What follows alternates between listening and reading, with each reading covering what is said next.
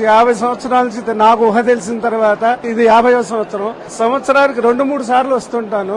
నాకు ఇది జరిగిన తర్వాత రక్తం ఉడికిపోయింది. లడ్డు విషయంలో ఇంతకు ముందు లడ్డు తీసుకెళ్తే ఫ్రిడ్జ్ లేకపోయినా కూడా 1 మంత్ నిల్వ ఉండేది. 1 నెల ఉండేది.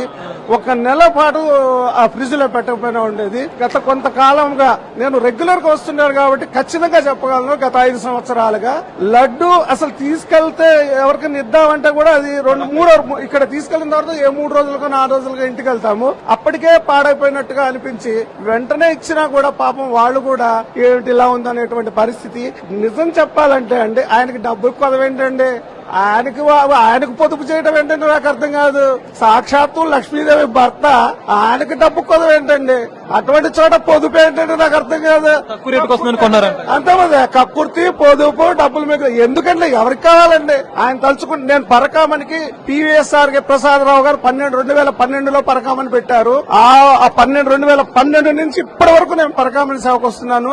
సంవత్సరానికి 2-3 సార్లు వస్తాను ఆ సేవకు కూడా. నేను సెంట్రల్ గవర్నమెంట్ లో విజిలెన్స్ డిపార్ట్మెంట్ లో పనిచేస్తూ కూడా సెలవు ఇవ్వకపోయినా సెలవు తీసుకుని వచ్చేవాడిని. అసలు పరకామణిలో డబ్బులు పెడుతుంటే మాకు ఎంత ఆనందం వేసేది.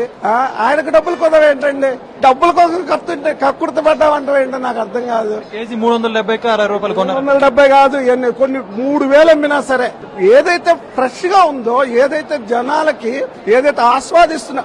అసలు ఇంకో విషయం చెప్తా మీకు, వెంకటేశ్వర స్వామి దర్శనం అవ్వకపోయినా ఆ లడ్డు ప్రసాదంలో దేవుడిని చూసుకుంటాం. మేము లడ్డు తీసుకెళ్లి ఎవరికైనా ఇస్తే ఆ లడ్డుని కొంచెం ఇచ్చేవాళ్ళం పూర్వం. ఆ కొంచెం చూసుకొని కళ్ళకద్దుకొని మహాప్రసాదంగా తినేవారండి. మహాప్రసాదం కల్తీ అంటే మరి ఏమంటండి, రక్తం ఉడికిపోయింది మామూలుగా కాదు. ఇంకా నేను మాట్లాడకూడదు భాషని. ఈ హిందూ అనేటువంటిది ఎందుకులేండి, ఇక వదిలేస్తే మంచిది. దాని గురించి ఎక్కువ భయం పోయిందా ఇప్పుడు లడ్డు పోయిందని అనుకుంటున్నాం. ఎందుకంటే ఇప్పుడు చూశాను, మేము ఎక్కడో క్యూ కాంప్లెక్స్ లో ఉంటే అక్కడికి వస్తున్నది వాసన, నెయ్యి వాసన.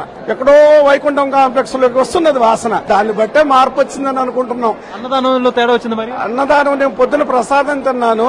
ఇంతకు ముందు ఒక 5 సంవత్సరాల్లో మాకు ప్రసాదం కాదు కదా వారు కాదు, నిజం చెప్తున్నా. అటువంటిది ఇవాళ మేము రాగానే ప్రసాదం తీసుకొని తిన్నా. నాకు అంతే, దేవుడు అంటే పిచ్చి అండి. నాకే కాదు కొన్ని కోట్ల మందికి పిచ్చి ఆయన అంటే. అవకాశం వస్తే ఇక్కడ చచ్చిపోతాం మేము. ఇక్కడ ఒక రాయిలా పుట్టినా, ఒక చెట్టులో పుట్టినా, ఆ చివరికి ఇక్కడికి వచ్చి చచ్చిపోయినా చాలు. అటువంటి భావన ఉంటది మాకు దేవుడు అంటే. దేవదేవుడు అండి ఆయన. చేతులు అడుగుతున్నాయి మాట్లాడాలంటే. ఇప్పుడు సదుపాయాలు బాగుపడ్డాయి కదా.